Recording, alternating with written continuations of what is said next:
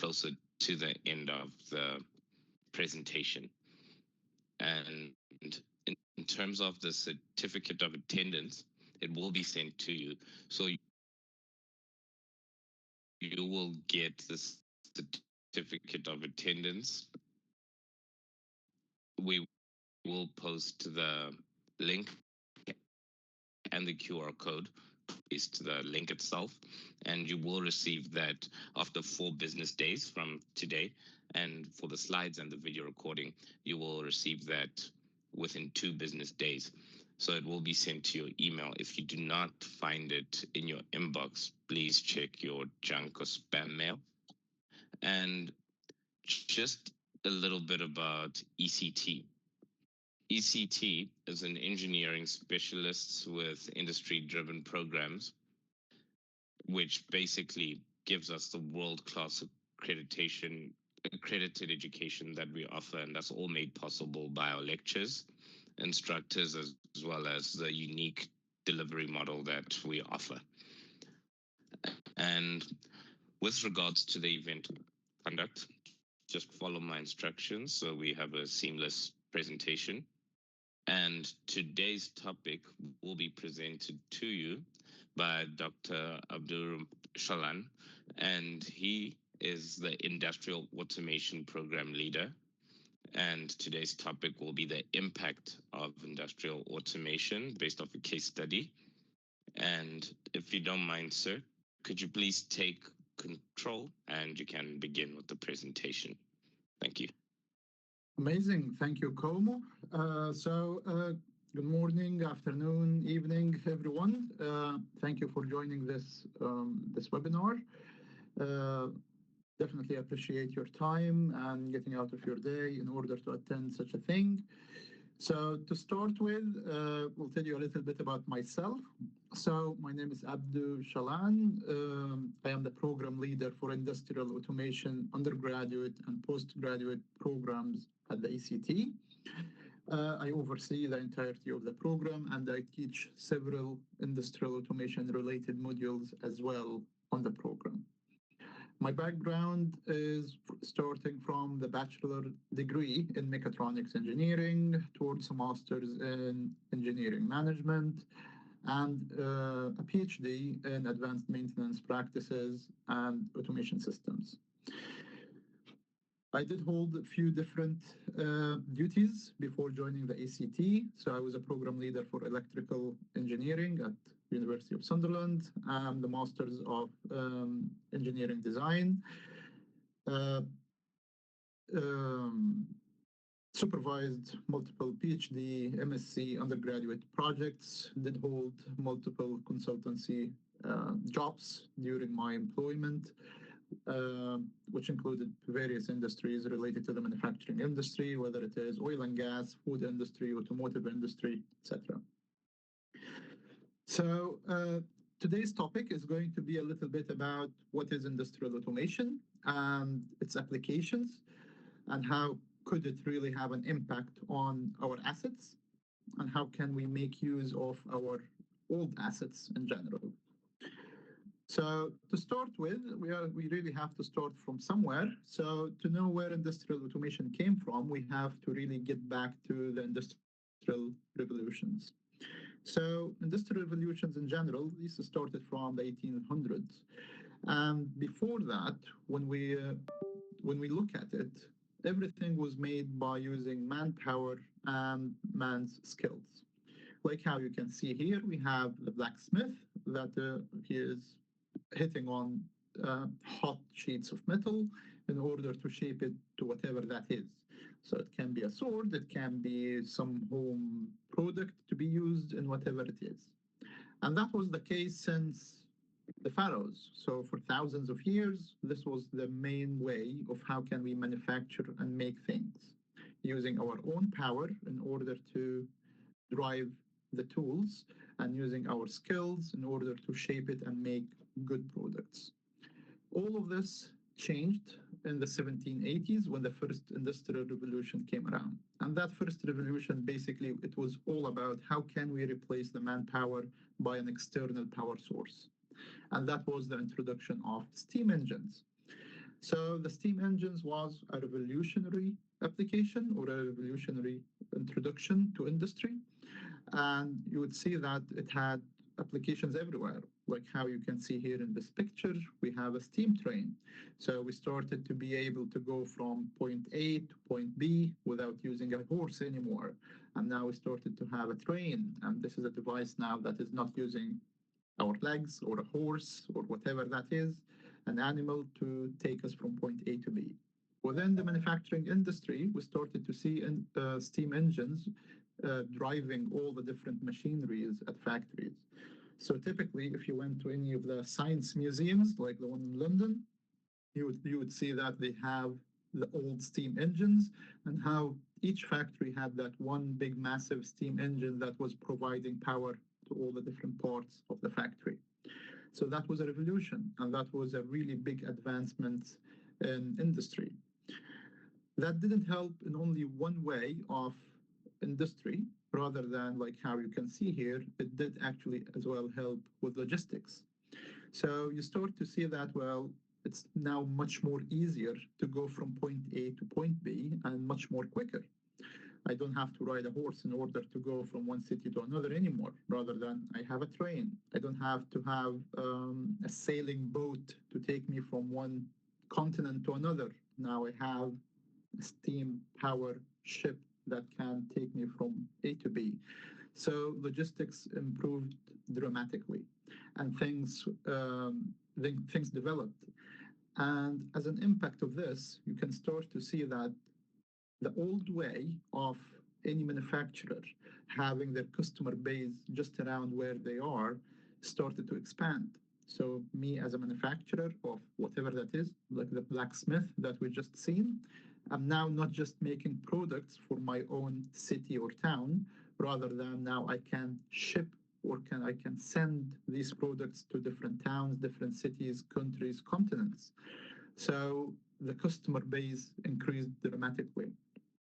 And that was the need for something else. Now, how can we make things much more streamlined? How can we make things much more quicker? In the past, you have everything customized. You go to the blacksmith, I want a table, I want a sword, or I want cups or whatever, based on certain shapes, size, whatever that is. But now, what can we do? Because we have much bigger customer base, making everything customized to order, it's not going to be efficient anymore, because now I can reach many different people or much more different people. So things started to develop with the introduction of electricity as well in the second revolution.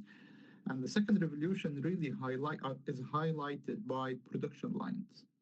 So we started to have production line that is able to produce much more or higher number or higher volume of products. So I can make a lot more of the same products. And in return, we started to have certain drawbacks. And these drawbacks started to appear that I can't really have a customization anymore.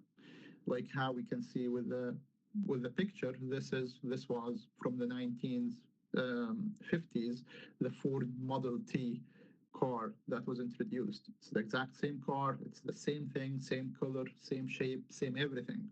So there is nothing different. I'm just making the exact same product, but I'm making a lot out of it. And that was the highlight really of the second industrial revolution. I started to use electricity. That was an introduction. And I started to have production lines.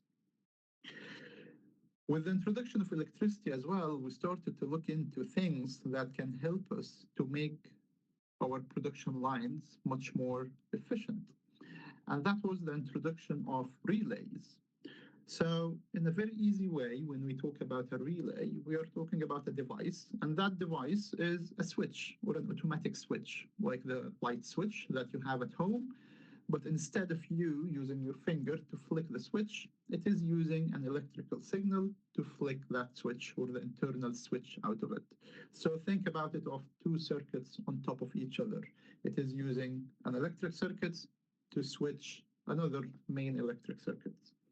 So there was no intelligence at the time. There were no computers, nothing.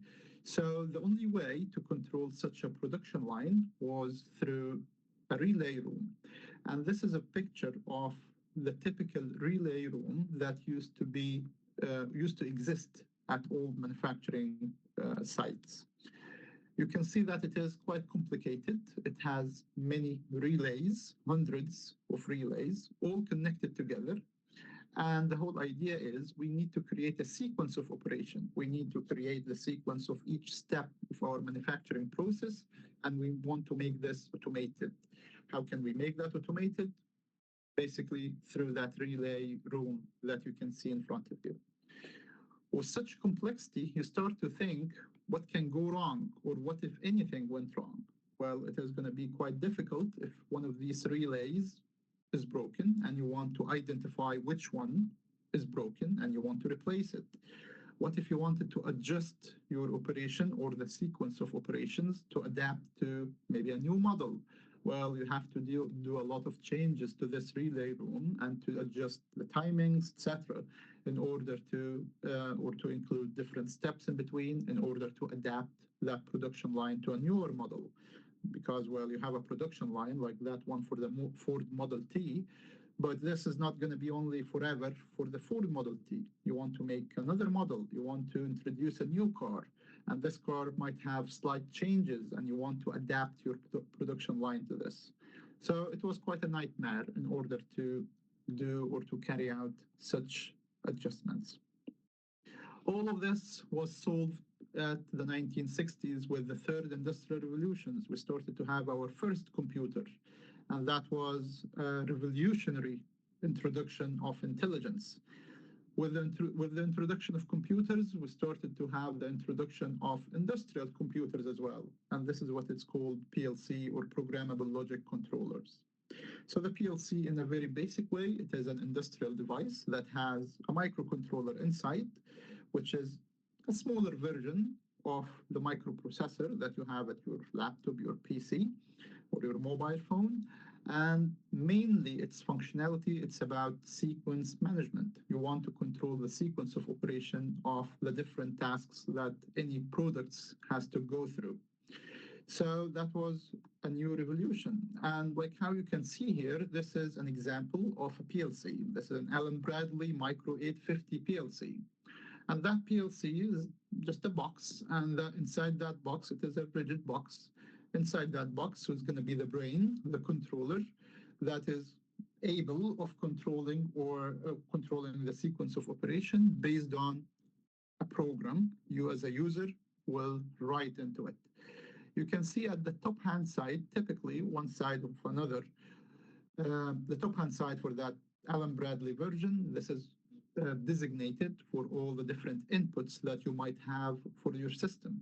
So you might have any physical buttons, so start push button, stop push buttons, any different sensor that you might have in your at your system, whether it is a proximity sensor, if it is a digital input, maybe it can be an analog input like a temperature sensor, a pressure sensor, a level sensor, if it is an analog.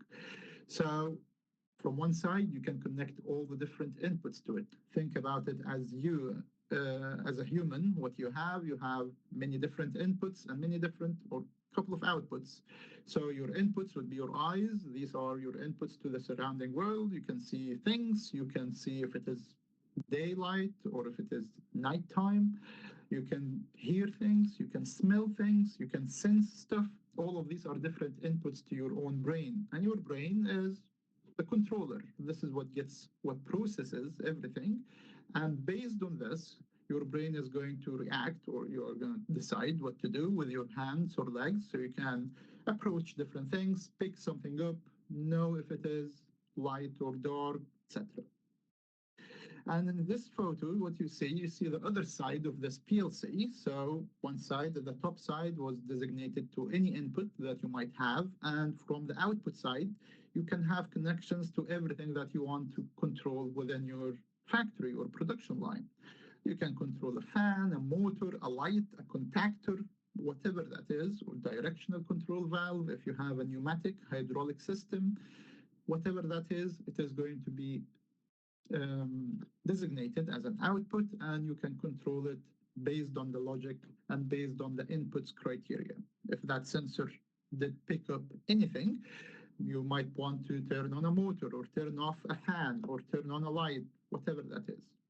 So I think by now you can start to have an idea of what is a PLC and what does it do and how useful it is.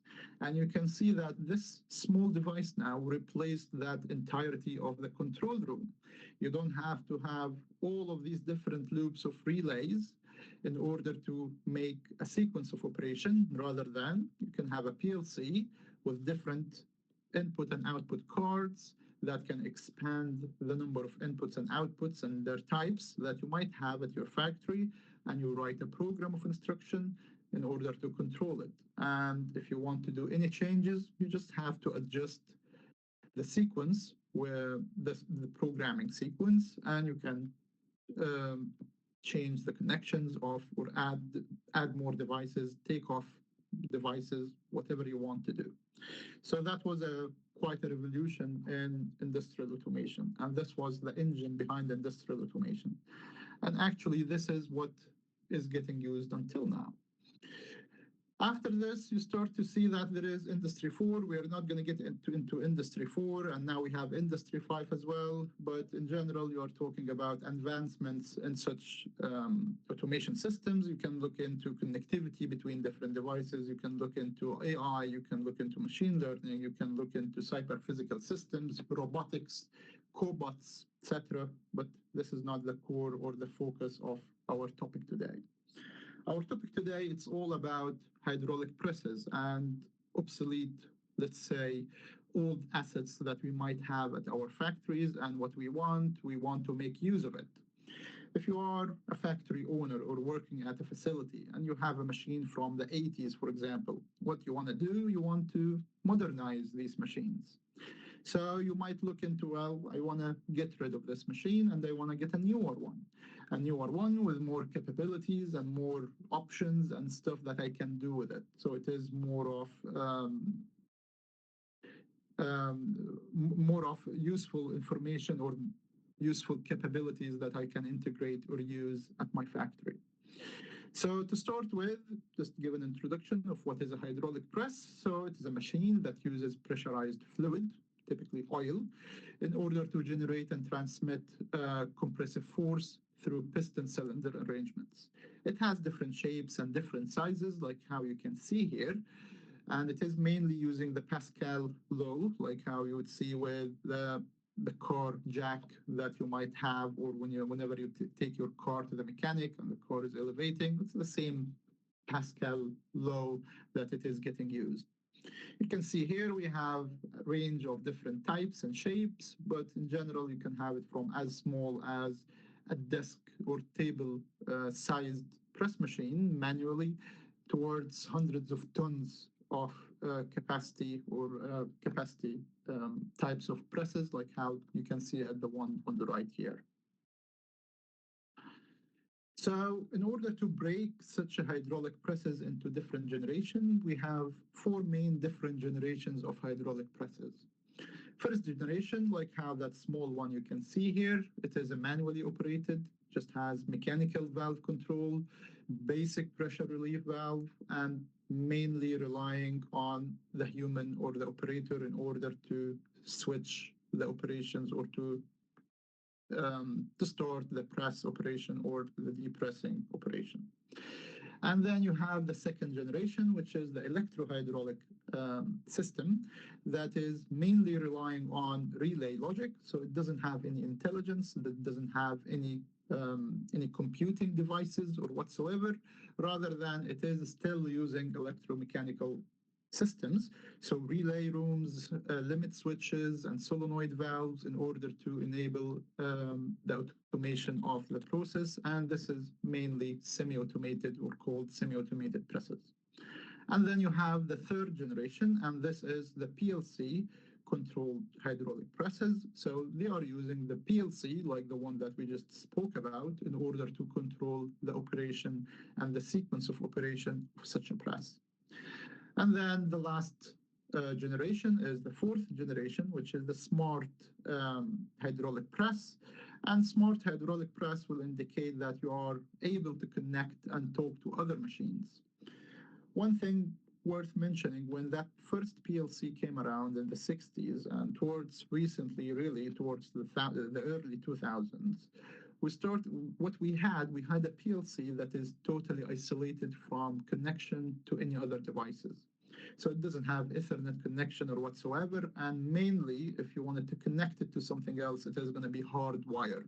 So typically, it is an isolated entity or an isolated machinery that doesn't really talk to anything else. It just does its own job, and that's it. It's not really linked to anything else. But the advancements came with the ability to have connections to other systems, like how you can see here with this PLC or the Allen Bradley PLC. You can see at the left-hand side, you have an Ethernet connection. And that Ethernet connection changed everything because now you can connect that PLC to a network. And if you can connect it to a network, you can control it and make it talk to different machineries, different systems, and control it remotely even. And that was one of the main advancements that highlights that fourth generation of hydraulic presses. So it is a smart network connected presses that integrates real-time control and monitoring systems. So what we have here, we have a case study, and this case study is Hiller hydraulic press, a German, old, rugged from the 80s hydraulic press, very well made, very well structured, and this was always the case with old machineries. They are very well manufactured. That's why not many people could have got into the manufacturing sector in the past, because all the assets that you might be able to buy or want to buy, they are all well made. There are no Chinese machineries. There is no lower tier or half good machineries that you can buy or to help you to enter the market, rather than everything was really well made. And that's why such a machine, until very recently, was still operating from the 80s, and it is still going strong. So this is from the second generation hydraulic presses with 180 tons power, press power. And the way that it works, that it had mainly relay control board, so relay logic in order to control everything, like how you can see at the top hand side here. This is the main controls for it, and this is the operational controls for the presses. So these two yellow buttons, basically a safety feature that you have to press with your two hands on these two buttons to make sure you don't have a hand inside the machine or whatsoever when it works. So basic, easy, and simple machinery, but very well made, and it was always doing the job. But now we started to need to advance these machines. We need much more advanced options. How can we make it more, how can we have more insights into this machinery, into this hydraulic press? In general, when you have a hydraulic press, you have an oil reservoir. And this oil reservoir, what you really need to know, you need to know a little bit more information about what is going on. Well, what is the oil temperature in order to start the operation? You have the fans and you have the lubrication oil. What is the motors, the lubrication motor or the main motor state, directional control valves for the switching between the pressing and the depressing operations. Many different elements that you want to have. And the guarding system, like how you can see here, this black door, well, it's a manual door. So you open and shut in order to start the operation. So the company had one of two options. Well, we have this old machineries. What we can do is we can throw it away and buy a newer one. But that newer one is not going to be very good built quality like how this one is, but it is going to give us different insights and is going to be much more useful to us.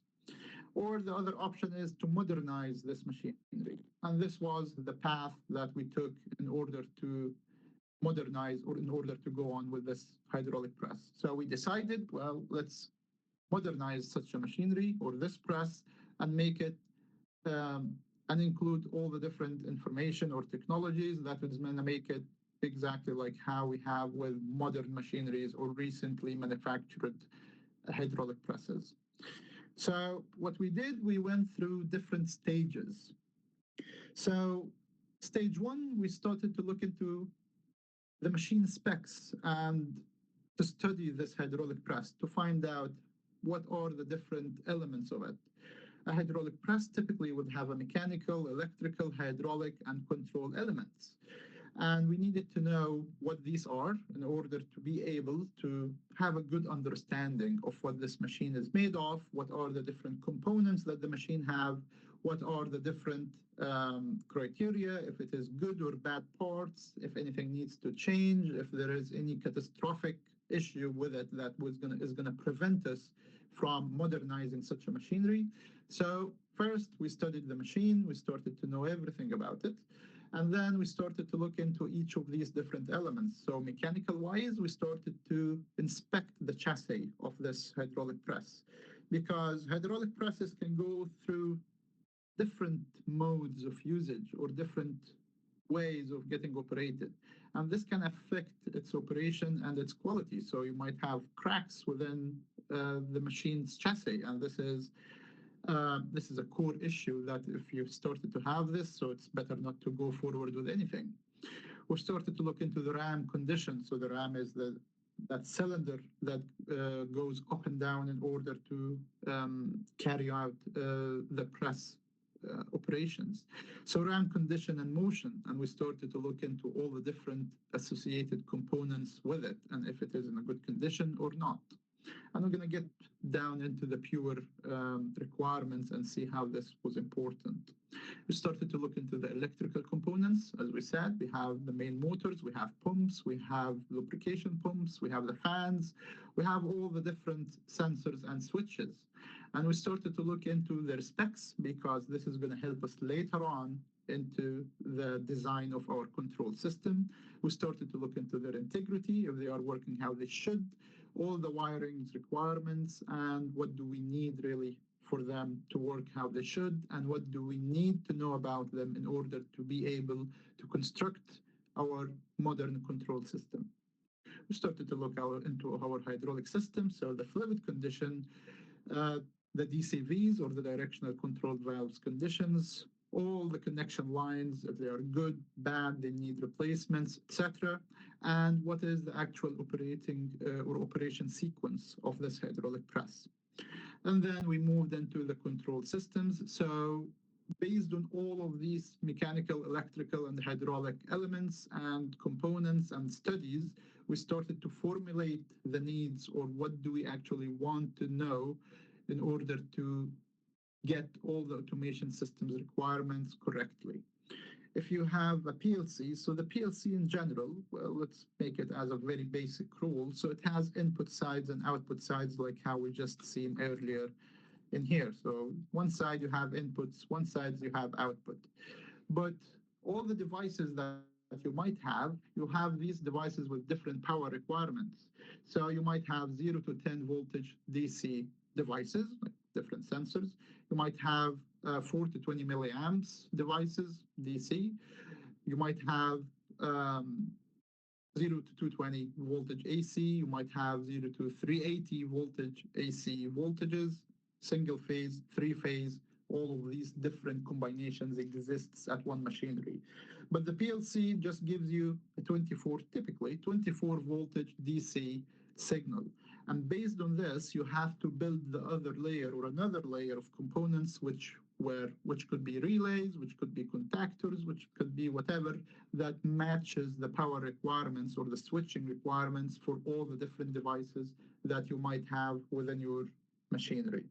So that was one of the main important steps to know and to have a good idea about all the different components we have. And then overall parts quality assessed to confirm machine is within safe operating or operation conditions. That was our first stage, investigation, to know everything about it, to inspect everything, and to build a good reference to all the different parts and components that can help us with the system design afterwards. And as you can see, or as you've seen here, what we had a very basic manual guard door. And what we wanted to do, we wanted to modernize this door, and we wanted to make an automated, pneumatically operated guard system. So basically a guard system that once you finish your press sequence, it is going to open by itself. You take the parts out, you put new parts in, and then it is going to shut by itself and then start the pressing operations. It saves time, it makes things much more easier and better. So we looked into the guard system design. So safety first approach. This is a typical requirement within the UK. You can't really have a machine without appropriate safety requirements. So how can we plan for this? What are the different requirements for the pneumatic cylinders, for the pneumatic cylinders for the newly designed guard systems? What does it need from directional control valves, pneumatic compressors, etc., that will allow for its operation? So full understanding of all the different requirements for it, pneumatic operated PLC controlled guard system that is going to be connected to the main control systems. And this did help with the elimination of the human intervention with the machine's operations or sequence of operation. And then pneumatic position detector mounted inside the cylinder that provides continuous open and close feedback to the PLC. So we would really know if it is shut or open based on that position detector within the pneumatic cylinders. And then we moved into the stage 3, so requirements identifications. So all the different electrical components were selected to deliver the appropriate power ratings for each press components, like how we just mentioned, based on all the studies and understandings that we covered. We spec'd a PLC and HMI that is going to suit our operations with sufficient number of inputs and outputs with the desired inputs and outputs power ratings.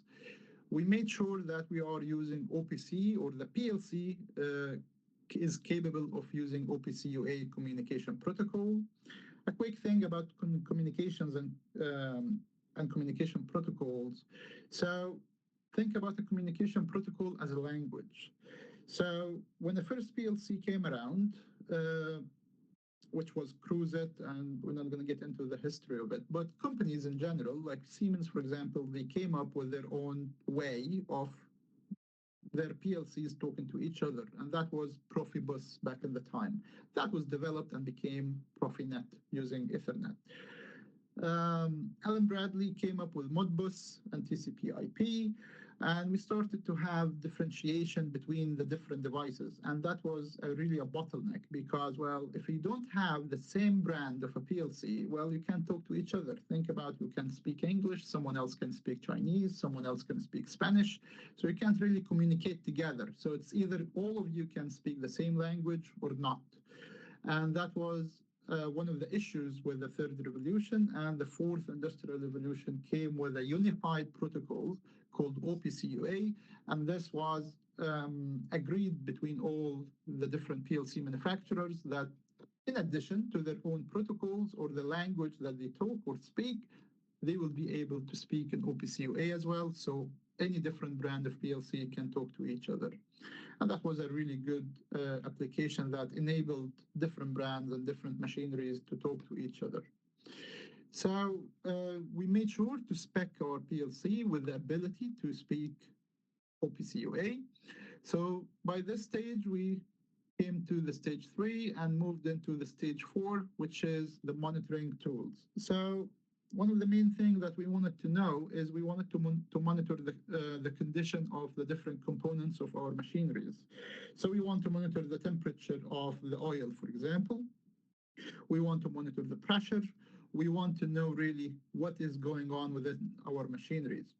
With the guarding system and the door, we want to know if it is open or closed. We want to have really good insights into everything. Think about a car. An old car doesn't have any monitoring capabilities. A modern car will tell you if you have low oil or low oil pressure or engine oil, if the heating or the engine temperature is rising, is lowering. All of this is quite interesting and quite important in order to make sure that you can avoid any catastrophic failures within your machineries. So that was one of the important stages for us, the monitoring tools. So existing pressure and temperature sensors retained but enhanced. We did add more sensing devices for the lubrication motors, for example. Extra temperature and detection sensors were added to the main motor and the surrounding area. We wanted to really know what is going around the machineries. And based on this, we can start to assess and evaluate if this is a good or suitable operating conditions or not. Pressure and temperature deviations used as an early warning in order to know if it is not as how it should be, and this will help us to identify if there is pump issue, for example, or a cooling fan issues, etc. We looked into the early detection approach. This is going to help us to, as I said, to avoid any catastrophic failures. We made sure all of these different informations are linked and transmitted into our HMI or human machine interface screen that we connected to the PLC, because now we want to have an insight into what is going on and how can we make sure everything is working how it should. And then the last stage was the programming. We made all the legwork into the physical aspects of things. We studied the machine, we got everything in, we looked into the monitoring, we looked into the guarding system, and now it's all about how can we get that sequence of operation done right. So it was all about the programming of the PLC and the construction of the HMI screen in order to be able to give us what we really need. So the program governs machine self-control and monitoring without any requirements of human intervention. Operation sequence defined by controlling all the different actuators and the motors based on real-time sensing inputs. So it's not just a blunt operation sequence, rather than it is based on signals that are coming from the different inputs that we have within our system, because now we have lots of sensors that can help us to work efficiently. The HMI screen presents a virtual representation, so it gave us good insights into what is working, what is not, and able to override different applications or different operations within the machinery. So, unfortunately, I didn't have any previous photos of the old control panel that was designed for the hydraulic press. But what we can see here, we can see the new control system for that machinery. What you can see here, that big black box, this is variable frequency drive. So this is very efficient in order to save power, because it is only giving certain or the required amount of power to the motors, how it should, for the press and control the speed of that press. And you can see here we have our PLC, we have our main circuit breakers, and we have the contactors that we want, and all the different racks for the inputs and outputs, etc. So that was our machinery, and we did use and follow all the industry standards for the numbering and labeling of all the different connections, with having really good sufficient reference to it. And that is going to be helpful for any future diagnostics or future integration or modernization or changes that we wanted to do within the machineries. And within that PLC, you can see that we have our lovely Ethernet connection that can connect and talk to the VFD to control the motors. The changes that we did is that we did eliminate that buttons. That was the buttons, the buttons that were installed on the side of the machineries, if you want, like it was in here. So it is that side of things that we had. Maybe I can just delete everything to be more clear. So we did delete all of these buttons and we replaced them with the HMI screen. We kept these buttons as they are, because this is more of safety precautions for the operations, to make sure that the operator or the user is not really doing something they shouldn't do. And we had an HMI here as a replacement with a digital representation of the hydraulic press inside. And you can see here that we had, this is a photo of a snippet of the HMI screen. So you can see that we have the oil fan representation, the lubrication motor, all the different valves that is responsible of the switching mechanisms, and all the different switches or limit switches that are on the different sides of the RAM. So the way that the hydraulic press would know if it is at the lower position or the mid position or a higher position is through the signal of these three different limit switches. So these three limit switches, if none of them is pressed or only the top one is pressed, so we know that it is at the top position. If the first or the top two are pressed, we know it is at the middle position. If all of them are pressed and giving us a signal, so we know it is at the lower position. And you can see here we have a representation of the pressure and the main motors and the circulation motors speed, because we are using VFD, so it is based on hertz or frequency. We had an alarm screen as well, so this was another screen for all the different alarms that can give us an idea of what is going on. We had a notification, let's say, that tells us if the oil is warming up or did reach that certain temperature or not. We had a cycle counter that can count and give us a really good representation of how many parts did we made towards at the end of the day. We had our signal or our setting screen that can help us to adjust different pressures that if we wanted, and motor speeds. So things are much more flexible now, not just set in stones. It is going to be this and only this, rather than it is going to give us really good flexibility. And we had a status screen as well that can have all of these different information presented as well. So that was a really good application that modernized this hydraulic press. Now we have a hydraulic press that is more flexible. We know and we have much more and better insights into its operations and how did it work and how can we adjust different things and monitor its operating procedures. As well, we had to make sure that we are adhering to the PURE requirements. So the PURE is the provision and use of work equipment regulations that was introduced in 1998. And what it is about and what the PURE requirements are, it made sure or it directs that all the work equipments must be suitable for its intended use and operating conditions, and all the equipments must be maintained in a safe and efficient working state. And this is what we made sure at the first stages. Inspection and examinations must be carried out at appropriate intervals by competent persons. And this was based on the maintenance schedule that we developed at the end of the project. So we made sure that we are creating and giving a maintenance schedule for all the different components alongside with the developed system. We want to make sure that everything is maintained how it should and everything is going to stay working how it should. We made sure that adequate control must be provided, including start, stop, and emergency stop functions. So these are main controls that must be there.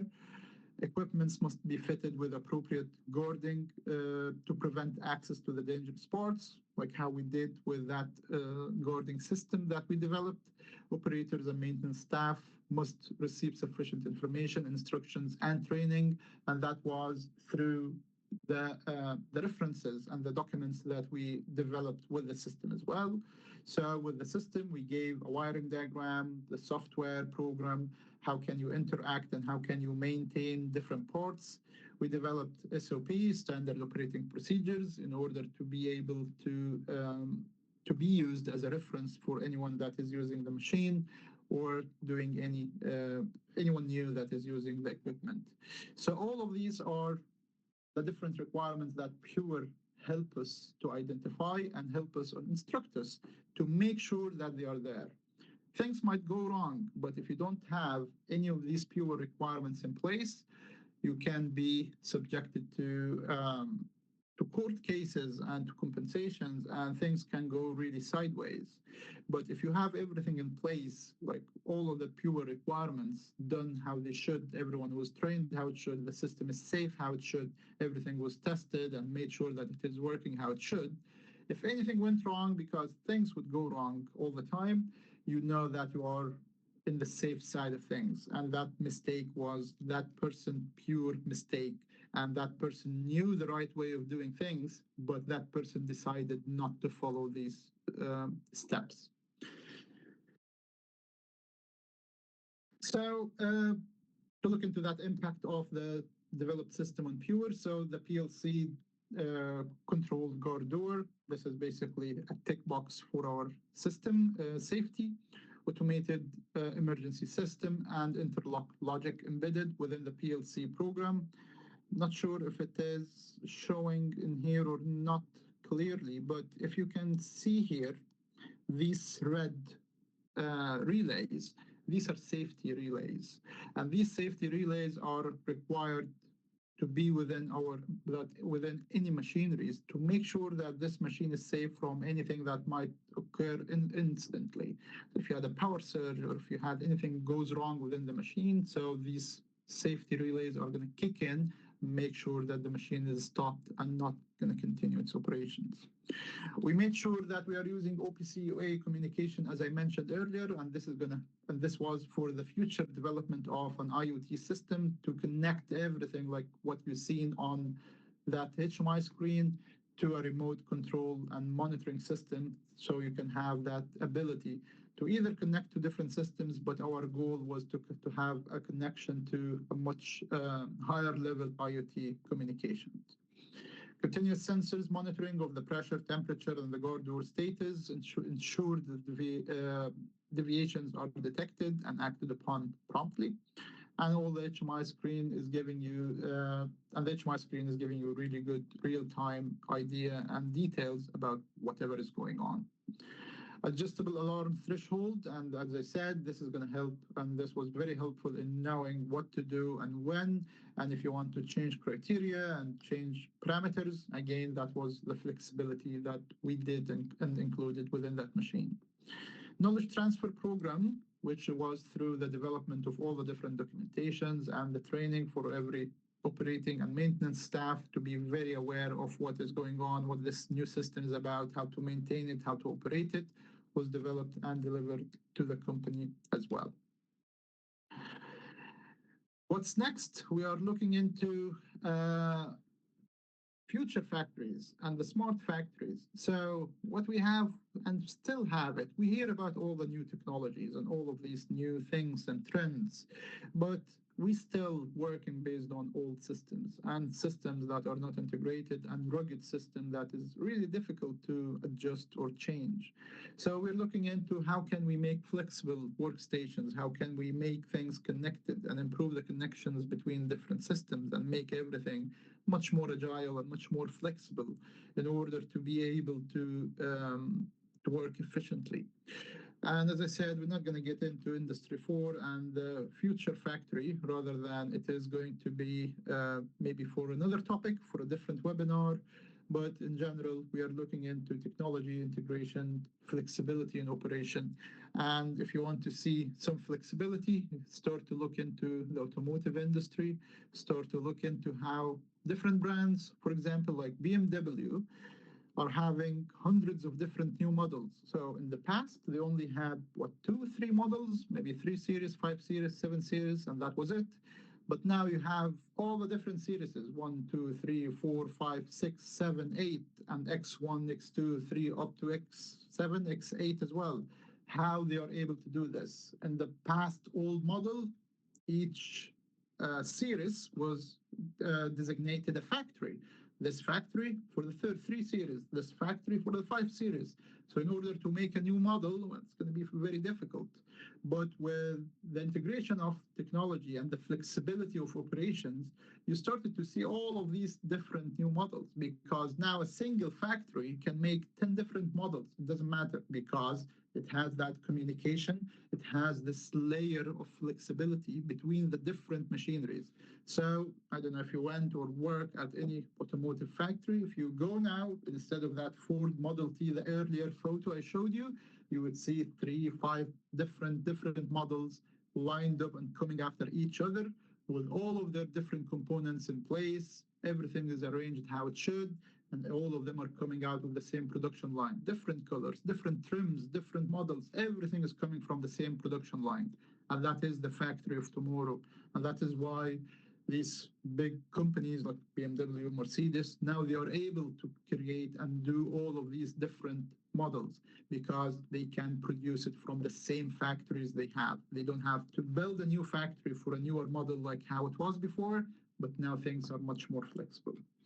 I hope that was useful. I hope that was helpful to you.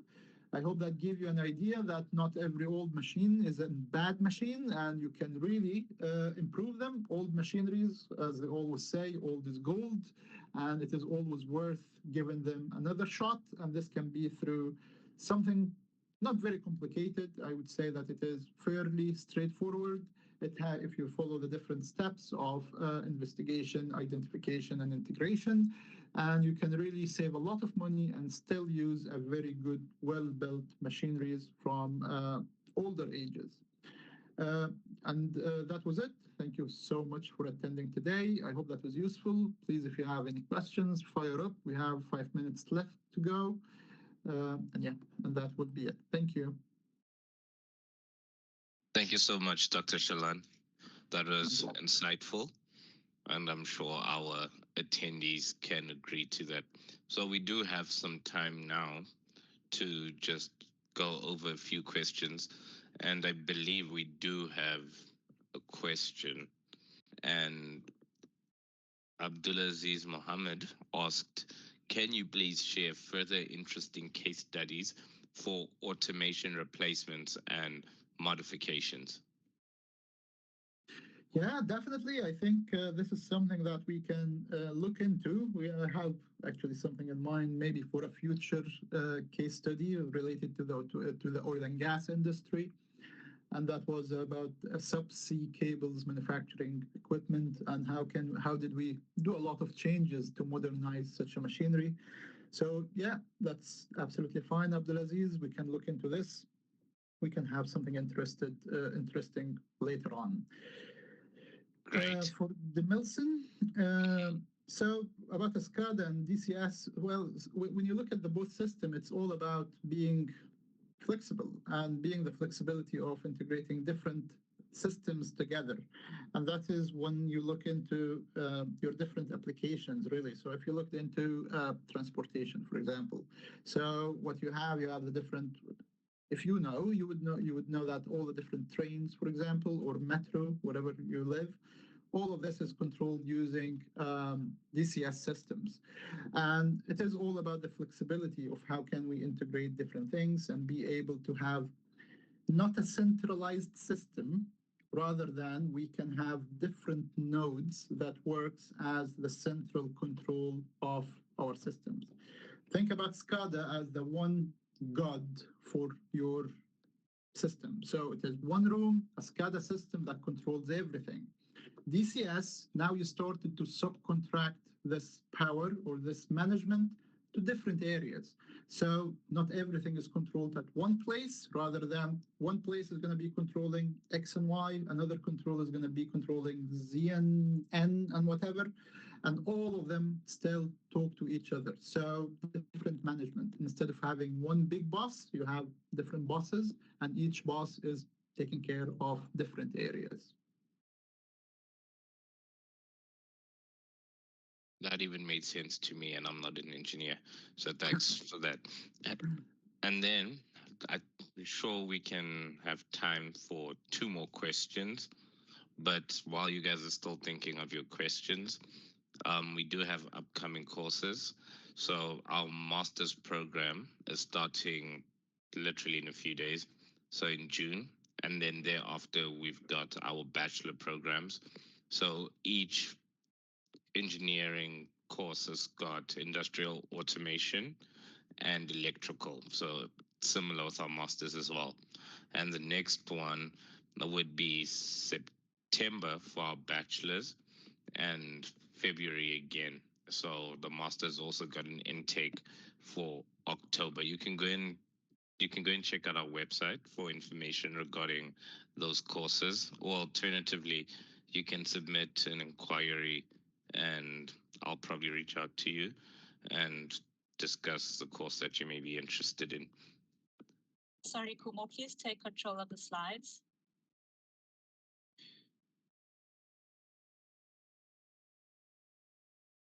Thanks, Preeta. And then here is our certificate of attendance. There's a little survey that you need to do. And then the certificate of attendance will be sent to you in your email. As I've advised earlier on, please, if you don't find it in your inbox, then it will be in the junk or spam mail of your email. And I've just included the link in the chat box, so you can just copy and paste that if you would like to. And then, if there are no more questions, we can call it a day or a night or morning, depending where you are.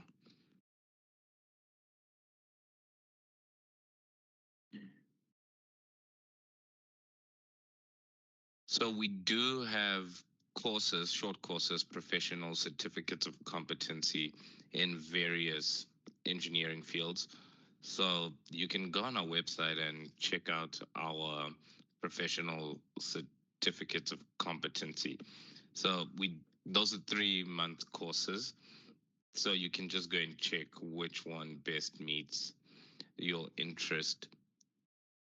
And so the softwares, I'm not sure if I'm understanding your question, but the softwares are provided for you or to you in the course while I think what he means that what we have, Abdulaziz, we have industrial automation undergraduate and postgraduate programs, and they are focused on SCADA and PLC, SCADA, DCS, programming and development, and we use all industry standard softwares for our teaching. So if you are interested in a master's degree or an undergrad degree, you're going to get such knowledge and such skills in using certain softwares or industry standard softwares for the courses.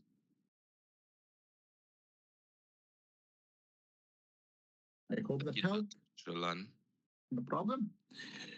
Thank you, guys. Thank you all for attending, and have yourself a great day and all the best. Thank you very much. Cheers. Cheers. Bye.